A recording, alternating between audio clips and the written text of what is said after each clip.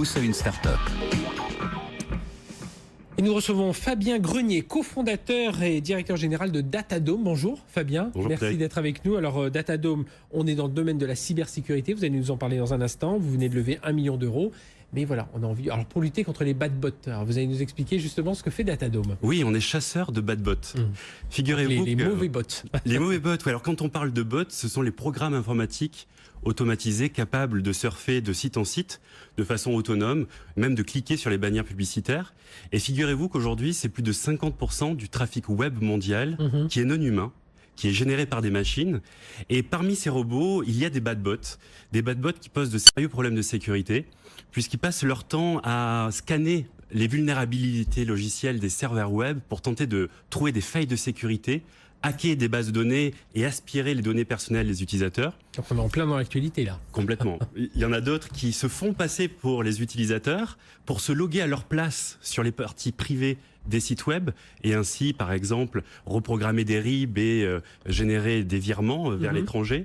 Et puis, il y a une troisième catégorie de bad bots, ce sont les web scrappers. Ce sont des robots qui passent sous les radars, qui viennent aspirer le contenu et puis qui vont se l'approprier, faire du business, mais sans respecter les copyrights et sans partager les revenus. Et donc vous, Datadome, société française, start-up française, vous avez été créé en quelle année ? En 2015, au printemps 2015. En 2015, donc votre objectif c'est repérer ces bad bots. Et alors déjà, comment vous les repérez ? Et après, qu'est-ce que vous faites ? Oui, il faut savoir que ce trafic automatisé est invisible parce que la plupart des robots n'exécutent pas le JavaScript. Pour faire simple, ce trafic n'apparaît pas dans les analytics classiques type Google Analytics. Donc notre techno permet de protéger le contenu des sites web, les sites web eux-mêmes, les API contre les robots.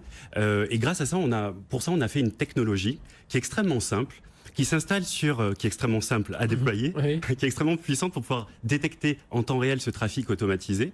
En s'installant sur les serveurs web de nos clients, on va pouvoir analyser en temps réel tout le trafic entrant pour pouvoir faire un distinguo entre les êtres humains et les bons robots, type les robots des moteurs de recherche que l'on va laisser passer en moins de 3 millisecondes parce qu'ils apportent visibilité et trafic.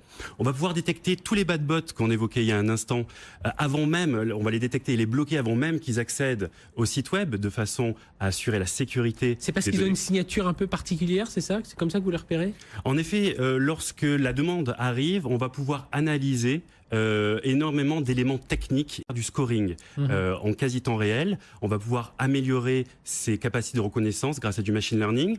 Et lorsqu'on a des doutes par rapport à ces critères techniques, on va un peu plus loin, c'est-à-dire qu'on analyse le comportement sur le site web. C'est-à-dire qu'un robot ne va pas se comporter comme un être humain, il ne va pas avoir le même parcours, il va descendre des arborescences, ne jamais faire des retours, ne jamais repasser par la page d'accueil, il va refuser des cookies de session, il ne va pas avoir de referrer, etc. etc. Ouais, ce que ferait un humain traditionnel, voilà, et lui, il fait pas pareil. Donc Exactement. vous repérez ce comportement, vous dites tiens ça, il y a des grandes chances que ce soit. C'est ça. On va combiner ces critères techniques et comportementaux et on va être capable de détecter plus de 99% des bots en quasi temps réel. Voilà, donc c'est vraiment le big data au service de la cybersécurité. Alors ça veut dire que vous dites on installe donc Datadome sur les serveurs d'entreprise. Est-ce que ça peut s'installer aussi en amont chez les opérateurs ? Enfin comment voilà vous ciblez qui en priorité ? On va travailler avec tous les producteurs de contenu quels qu'ils soient. Ça peut être de grandes plateformes e-commerce comme Price Minister, Blablacar.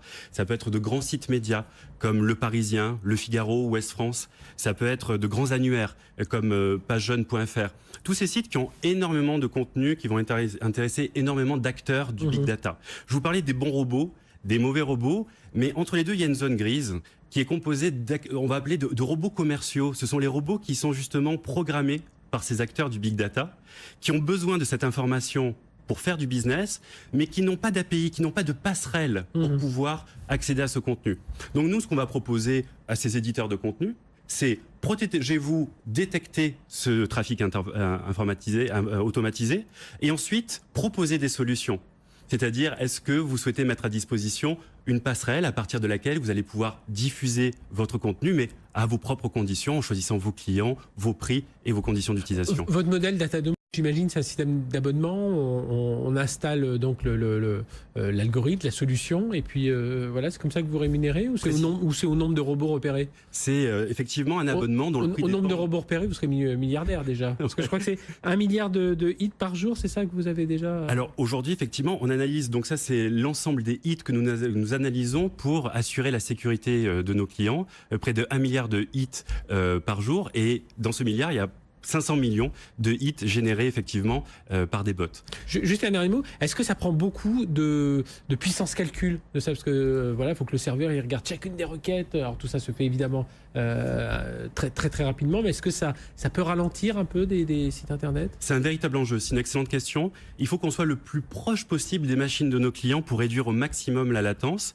Donc effectivement, dans la réponse, il faut prendre en compte notre serveur qui va mettre moins de 3 millisecondes pour dire robot ou être humain, et puis le temps réseau, et comme on est très proche, on arrive à le réduire au maximum, donc en étant entre 20 et 30 millisecondes, ce qui est absolument transparent pour les utilisateurs. Eh bien, merci d'avoir été avec nous. Fabien Grenier, on aura l'occasion de venir vous réinviter pour parler de ces technologies.